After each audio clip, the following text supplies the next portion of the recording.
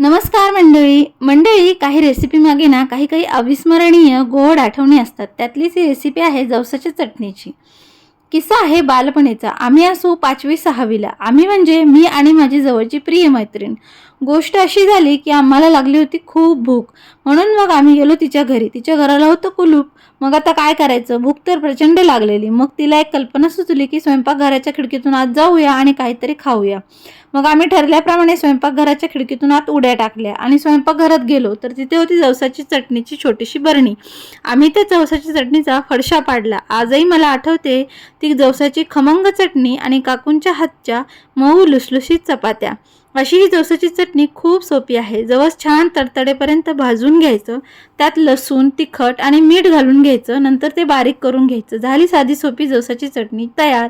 आता या घटनेला कितीतरी वर्ष सरून गेली, पण ती चव मात्र जिभेवर रेंगाळत राहिली.